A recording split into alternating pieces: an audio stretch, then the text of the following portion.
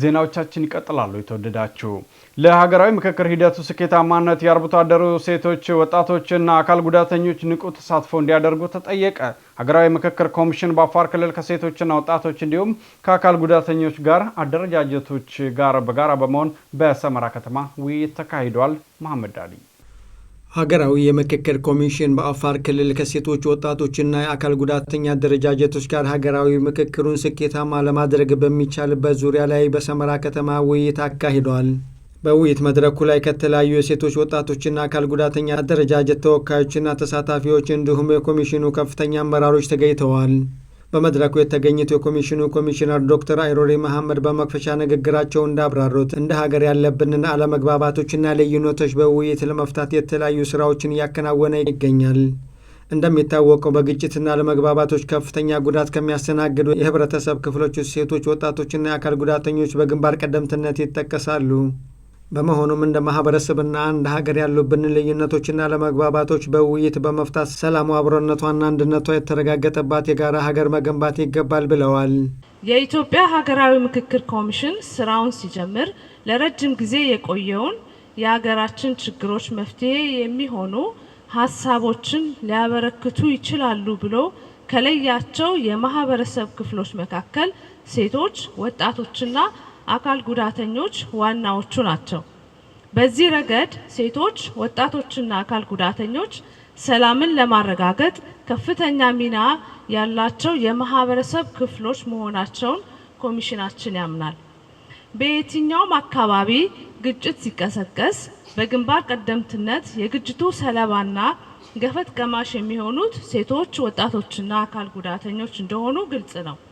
በሀገራችን ኢትዮጵያም ዘመናትን በተሻገሩ የግጭቶችና አለመግባባቶች ታሪክ ውስጥ ሴቶች፣ ወጣቶችና አካል ጉዳተኞች የግጭት ተጠቂ በመሆን ራሳቸውንና ቤተሰቦቻቸውን በማጣት ድርብርብ ሰለባ መሆናቸው በብዙ ማሳያዎች ማረጋገጥ ይቻላል። በመሆኑም በምክክር ሰላምን ለማረጋገጥ የተጀመረውን ጉዞ ላይ ሴቶች፣ ወጣቶችና አካል ጉዳተኞችን በንቃት ማሳተፍ ሚናው የጎላ በመሆኑ ኮሚሽኑ በምክክር ሂደቱ የእነዚህን አካላት ተሳትፎ ለማጠናከር ትኩረት ሰጥቶ እየሰራ ይገኛል።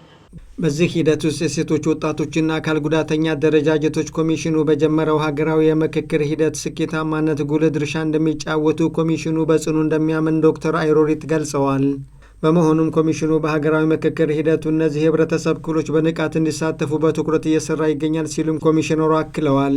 ባለፉት ጊዜያት ኮሚሽኑ አጀንዳ ባሰባሰባባቸው የክልልና የከተማ አስተዳደር መድረኮች ሴቶች፣ ወጣቶችና አካል ጉዳተኞች ከ10ሩ የወረዳ ማህበረሰብ መሰረቶች ዋና ተሳታፊዎች ሆነው በተወካዮቻቸው አማካኝነት ሀገራዊ ፋይዳቸው የጎላ አጀንዳቸውን በመለየት ንቁ ተሳትፎ አድርገዋል።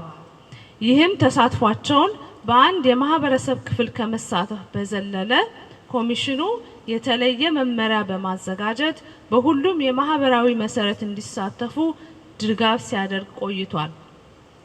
ኮሚሽኑ እነዚህን የምክክርና አጀንዳ የማሰባሰብ ሂደቶች ያለ ሴቶች፣ ወጣቶችና አካል ጉዳተኞች የተሟላ ተሳትፎና ድጋፍ ብቻውን ሊሳካ እንዳልቻለ ሳይታለም የተፈታ ሀቅ ነው።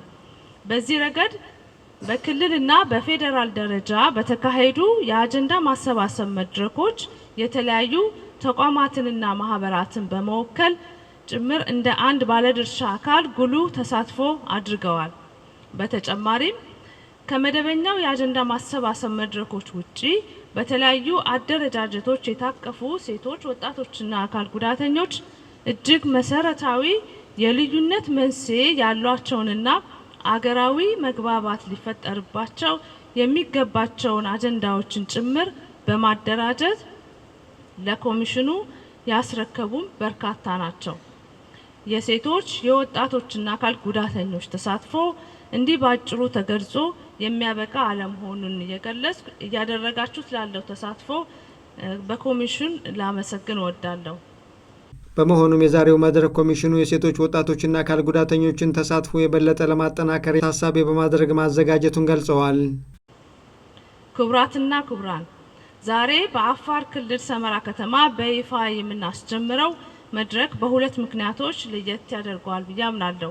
አንደኛው ከዚህ በፊት በተለያዩ መድረኮች በምክክሩ ሂደት ያልተወከሉ ሴቶች፣ ወጣቶችና አካል ጉዳተኞች ስለ ሀገራዊ ምክክሩ በቂ ግንዛቤ የሚያገኙበትና ምክረ ሀሳብም የሚሰጡበት ሲሆን፣ ሁለተኛው ደግሞ የኢትዮጵያ ሀገራዊ ምክክር ኮሚሽን በቀጣይ ምክክርን በህብረተሰቡ ዘንድ ባህል ሆኖ እንዲቀጥል ለማድረግ የታለመውን ግብ ለማሳካት አንጻር ግንባር ቀደም ሚናችሁን እንድትወጡ ለማስቻል የተዘጋጀ መድረክ ጭምር ነው።